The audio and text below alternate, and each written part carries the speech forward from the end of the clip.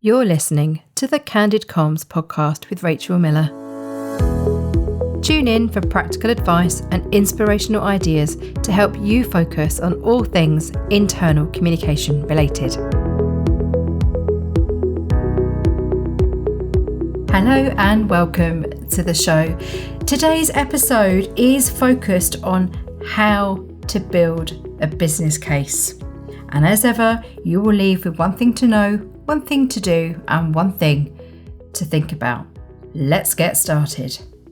I wonder whether you've been asked to build a business case, or maybe you're listening to this episode because you know you need to ask your organisation for investment for a new internal comms channel, or maybe a new team member, or maybe there's something that just isn't working when it comes to your internal communication and you need some investment, either time, money, or effort.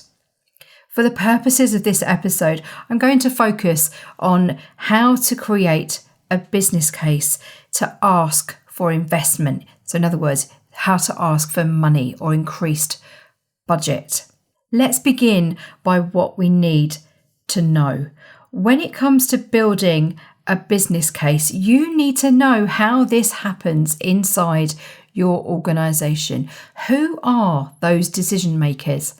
Perhaps you're an internal comms manager or a senior internal comms manager, and it's your director of communication or your chief communications officer, or maybe it's your director of people if you report up through an HR function, or perhaps it's your CEO.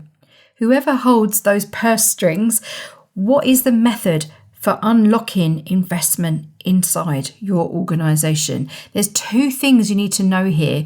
Number one, who the decision maker is, but also what is the process? Some organisations have very clear documents and processes where you have to abide by those rules. You have to go through certain processes in order to ask for investment. Other times, it could be an informal conversation with that key stakeholder or interested party, whoever is holding those budgetary responsibilities, and that you can reinforce it in a written format. So it might be a conversation and a written format. So it can vary. It's really important before you dive into thinking about a business case. You need to know how decisions get made when it comes to budgets inside your organisation. A good way to understand this is to ask your peers, is to understand the way that things happen. What is the culture inside your organisation? Once you know who that decision maker is, whether it's a person, an individual, or a group or a committee, and you know the format that it needs to be in, whether it needs to be a presentation or it needs to be a paper to your board, whatever it needs to be, only then can we start to get organised. If you've never thought about that before, but you know that you want to ask for investment, make sure that you do your homework first. What I encourage you to know is the answers to who, what, when, where, how, and why. In other words, who is it that you need to make your business case to? What do you need to do in terms of logistics? So what's the format of a business case inside your organisation? When do you need to ask for investment? In some organisations, there are only certain times of the year when investment can be asked for. Knowing when those key times are will save you time. There's no point asking for investment if it's not the right season, it's not the right period. Wherever those decisions made. So if you have a business proposal, for example, or a business case that you're putting together, where does it need to go? Does it need to be a pre-read for your board, for example, or a finance committee? So that's who, what, when, where. How might feel like I've already covered that, but be mindful, comms friends. How can mean all sorts of things. How you get money inside your organisation may be that you need to do a pilot of something. So you might get a small percentage of the money until you're able to prove that this new person is needed or this new channel is going to work. So don't expect, if you ask for an investment and that investment is unlocked, How does it get unlocked? Is it all at once, or is it staggered? Is there a drip feed? So it's good to know that. How does the money actually make its way to the right place? And then why is a whole topic in its own right, and we're going to cover that next. So that's what you need to know, comms friends. It's the logistics, it's the who, what, when, where, and how of how do you ask for investment. Just a note before we move on. Have you noticed that word that I've used many, many times already in this episode? I haven't said cost, I've said investment. And that's a very intentional choice on my part. I've been using the word investment in my business since 2017. And I can remember acutely, I was at a point where I was trying to understand more about personal branding. And I've got a whole episode on personal branding, which I'll link to in the show notes at allthingsic.com/podcast in the show notes for this episode. But I was doing some research into personal branding, and I was really trying to grasp the fact that I was an independent consultant at the time, and I really wanted to move away from using stock photography and put myself in front of the camera, which felt really uncomfortable. I hadn't done it before. But in doing some research into who could help me to really position and rebrand All Things I See and really own the fact and celebrate the fact that I was an independent comms consultant, I discovered the amazing photographer Becky Rue, which is R-U-I, is her surname. Oh my goodness, Becky is just my favourite photographer. I remember being on her website in 2017 and really weighing up, is this something that I wanted to do or not? And I was at a real crossroads. And I read on her sales page, essentially, because that's what it is. It's a sales conversation. And it said, your investment will be. And then she listed her prices. And it really spoke to me. I remember thinking, yeah, this is an investment. This is an investment in me. It's an investment in my business. It's an investment in the potential of the company. And that one word made the difference. It unlocked that thinking for me, and it created that mindset for me where I thought, I can do this. This is an investment. Let's go. And I got in touch with Becky and I booked her. Since then, we have worked together constantly. We did another photo shoot together in 2022. She also captured the very first All Things I See live. I did a supersized masterclass and mastermind in London in 2023 to celebrate 10 years of All Things I See. She also helped me develop content and videos for my on-demand masterclasses. She's an absolute superstar. But what made the difference in me choosing to give her money, frankly, was she wrote the word investment, and it really was the right thing that I needed to use at the time. So when I talk about sales in my own business at All Things I See, I talk about investment because I know the return on investment that my clients and comms friends get when we work together. So I'm very intentional with that word choice. At the end of our very first photo shoot together, we were having a debrief and I shared my thoughts with Becky, and I told her the difference that one word had made in unlocking that permission in myself to spend that money and to invest in her products and services. And I asked her whether I could use it on my website because I had such a connection with it and it felt like the right mindset and the right way of communicating for my own business. And she said, of course, I don't own the word. I'm very pleased that it made a connection with you. Of course you can. And that's what I've continued to do today. Consider this for your organisation. What is the right language that you need to use? How do you talk about money inside your organisation? What's the culture? Do you talk about budgets? Do you talk about cost? Do you talk about spend? Do you talk about investment? We need to be talking the language of the business. However, if you are trying to persuade perhaps your director of communication, look at what you're writing and look at the potential there of using a word like investment. What difference would it make? Experiment with it. You know better than I do what the culture of your organisation is like and what the person you're trying to influence is like and how they think. I encourage you to consider the word investment. Do let me know how you get on. If you try this, do let me know, good or bad. And I hope it's good. I hope you're successful in building a business case, but let me know. We're going to take a short break. And when we come back, we're going to be looking at what we need to do and what we need to think about. See you in a moment.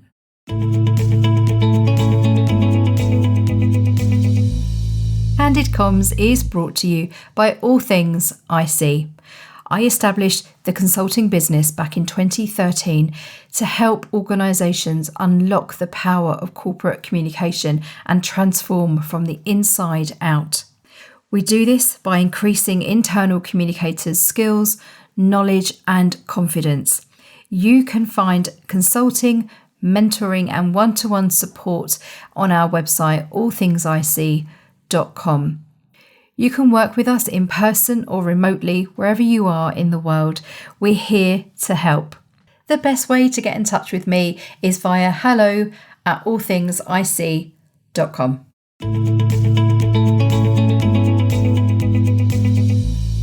Welcome back. Let's now focus on what we need to do. One of the biggest mistakes that I see when people are trying to ask for investment is they are not clear on the ask. You need to define the ask. In other words, you need to define the rationale or the purpose. Let me give you an example. Let's do an intranet. Let's imagine you are trying to build the case, the business case, to have a new intranet. You know that you need to change the technology, or perhaps you need to introduce it for the first time. Perhaps it's just not working. If you're putting a business case together, we need to be clear on what the ask is. Let's imagine that we are creating a paper for your board. Your board are the people who are going to be unlocking budgets or saying no. And we need to put a paper together. So a business case paper. I mean, this could be as simple as a Word document, comms friends, with intranet business case across the top.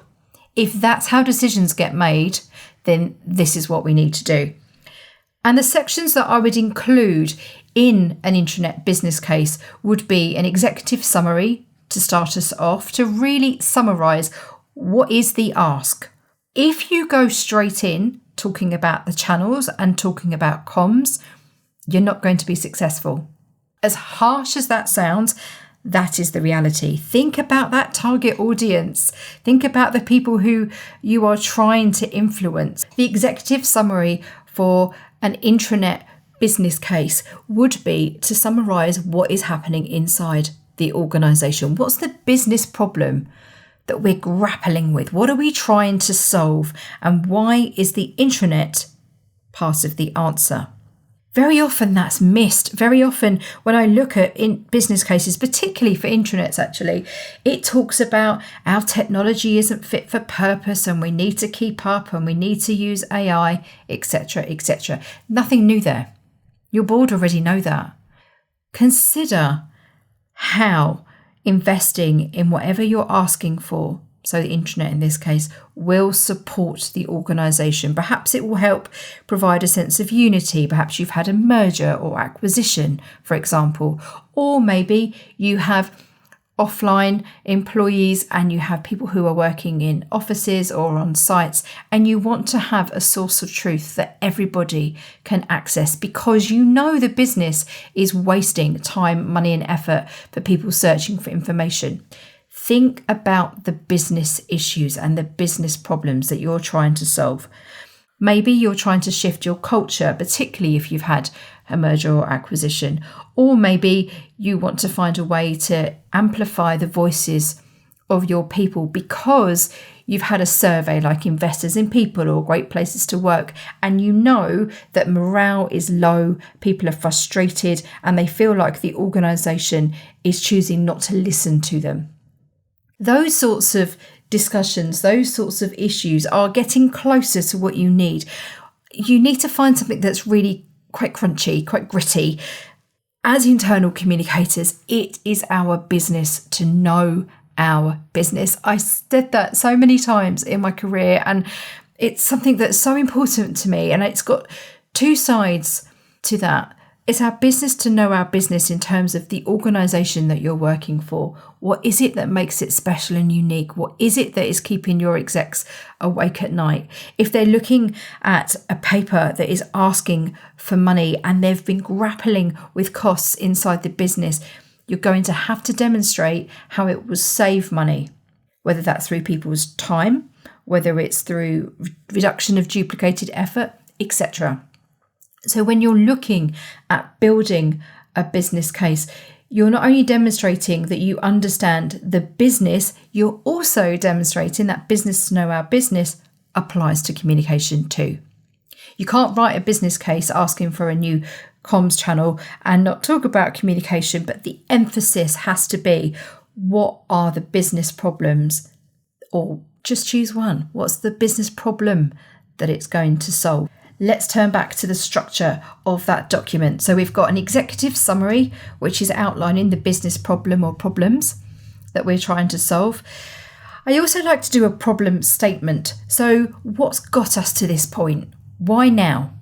Why are we asking for this money now, or investment now? And it might be that you've conducted an intranet audit, for example, or an internal communications audit, and perhaps you've uncovered that actually what you have isn't great, or maybe you've got a licensing agreement that's about to expire. I know 2025 has been the year of change for many organisations because Workplace by Meta has switched to read only. And that has been a big change. People who had gone all in on having Workplace by Facebook as their, or Meta, as their intranet, suddenly had to come up with another solution. Others who'd had Workplace as part of their intranet, perhaps for their news content, that has switched to read only. So they've had to change and come up with something else. So that would be, that sort of information would be in a problem statement. Then I would move to risks. So we've got the ask, we've got the business problem, but actually what are the risks? What happens if we don't take action? What happens if we choose not to invest? I find using the language of risk really helpful when I'm trying to influence at board level, for example, because if you think about the content and the conversations that people at a board level will be having, it will be around risk, it will be around threat. It won't be the nice to haves, it will be the need to have. What do we need to know? What do we need to avoid? So some risks in there. So what happens if we don't take action? What are the consequences? And then we move into the recommendation. So what is it that needs to happen? What are you recommending as the expert communicator? What is your recommendation? What is your proposal? And then I would outline the benefits. So what are the benefits to the organisation, perhaps to your culture, perhaps to your leaders? I've done this when I've been trying to influence leaders to unlock some investment, to help me invest in a comms team or unlock a budget or add to my team. I've talked about it from what are the benefits to leaders. Maybe as a result of investing in the internal communication team, we could move to a partnering model, for example, and we could have a dedicated person who will be focusing on leadership communication. Say, again, comms friends, you know better than I do what the culture of your organisation is. I'm giving you all my secrets here. Well, not all of them, but I'm sharing real world experience. These are some of the things that I have done, that I have tried to really help me be clear on what I'm asking for, who I'm asking it of, and what I know will resonate with them. So outlining the benefits, perhaps to internal comms, perhaps to your leaders, perhaps to cultural alignment or employee engagement. And then what happens next? Very often we forget this bit. And I think when I've had a business proposal that didn't go well, a business case that hasn't gone well, it's because I've outlined all the things, but I've not said explicitly what I want those decision makers to do. So what are the next steps? It might be that there's certain sign-off, certain approval. It might be that we agree that we would do some more investigation, or we will do some benchmarking, whatever that looks like. Demonstrate that you're open to discussion and negotiation. So what are the next steps? And it could be that you need to have a group set up, a cross-functional group set up in the organisation, or it might be that you need to show a draft job description if you're asking for a new person to be added to the team. And then that is about 2 sides of A4 paper or 2 pages of a Word document, short, sharp, glanceable.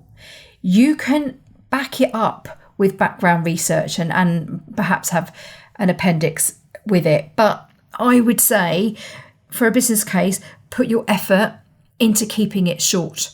Put the information in, and any kind of benchmarking data or review of peers or whatever else it might be that's going on, or if you're asking for a particular platform for your intranet business case, demonstrate that you've looked at others, demonstrate that you've done a cost analysis across other platform providers, for example. Don't leave your board members or decision makers with more questions. You can add all of that as background. My final recommendation for you today, and something to think about, is how are you future-proofing? And that's quite a wordy thing to say. Let's break it down. What I really mean is, if I'm sitting as a board member and I'm reviewing your business case and you're asking for an investment, and I've decided that, I am going to grant that. I can see that adding to the team or investing in particular kit or equipment or technology or platform or whatever the ask might be is going to benefit us as an organisation. And yes, I'm going to give it the green light. How do I know that you're not going to come back again in 6 months' time when the next financial cycle comes around, or 12 months' time, and ask for more? I'm going to share a lesson learned from me, and particularly from my in-house career. I spent 10 years working in-house as an internal communicator. Whenever I was putting forward a business case, I would consider option A and option B. I would present 2 options. So say I was investing in an internal comms team, or I wanted investment in an internal communication team. Option A might be to add 2 roles. Option B might be to add 5 roles. If I am your board member and I am looking at your proposal and I can see what you would do with 2 extra people, and I could see what you could do with 5 extra people, or more importantly, how the business would benefit by having 2 people or 5 people, where's my guarantee that in 6 months' time or 12 months' time, if I say yes to option A, that you're not going to come back and say, do you know what, I actually did need 5. I shouldn't have presented 2 people and 5 people. I actually did need 5. Where's that guarantee? That it's not there. So consider that when you are putting together a business case. Is it that you're asking for 2 people for 12 months? This is the future-proofing bit. Maybe actually the ask is, I would like to invest in 2 people. I think the business actually needs 5. But let's see how we go over the next 12 months. I will come back to this committee, whoever it is, after 6 months and give you an update. So what that does is you keep the door open for future conversations for investment. I found that to work really, really well for me. So I'm managing expectations with my stakeholders or people that I'm trying to influence. I'm helping them understand that actually I'm going to do what I can with what I have, which is what I've asked for, but I believe there'll be more benefit to the organisation in months to come if we can do another investment. I wonder if you've done that before. It's very easy to think, this is the ask, this is what I'm asking for, I've got it, the door is now closed. It could be, if you work like that, it could be. But think about what your future self will thank you for. Dan and I and my team say that a lot. What are our future selves going to thank us for? If it feels like, I've done all this work, I've got the business case signed off, I've got the investment, thank goodness that is done. And then you realise, actually, it wasn't enough. I should have asked for more. We actually need 3 more people because we're about to float on the stock exchange, or we're about to close an office somewhere, or whatever it is. Change normally requires additional people. So think about that. What is your future self going to thank you for? What is coming up that you need to get ahead of? You need to ask for investment now. I hope you found that useful. We've covered a lot today. So we've talked about what you need to know, what you need to do, and what you need to think about when you're preparing a business case, both from the bigger picture of what's the risk to the organisation and what's the reward to the organisation, what's the benefit to the organisation of unlocking further investment. I've touched on maybe doing some benchmarking. What are other people doing? I'll include some links in the show notes, actually, of links to things like the Gallagher State of the Sector survey, or Employee Communications Report, as it's now called, from 2025 onwards, where it's really looking at how big are other people's teams? How much money are people spending? What are our priorities? What are we investing in? What are the problems? That data is so useful to have to hand if you have to benchmark and prove what other people are doing to really strengthen your own business case. So I'll include some links to research and reports that should help you at allthingsic.com/podcast in the show notes for this episode. I wish you the very best of luck if you are developing a business case for the first time. If you are stuck, if you need a power hour with Dan or I, do get in touch if we can help you to think it through or craft it together. Do send us a message via hello@allthingsic.com. And as ever, I love hearing from you. Do let me know what you're taking away from this episode. You can send me a note via the website allthingsic.com, or find me on LinkedIn under Rachel Miller. And remember, what happens inside is reflected outside. See you again soon.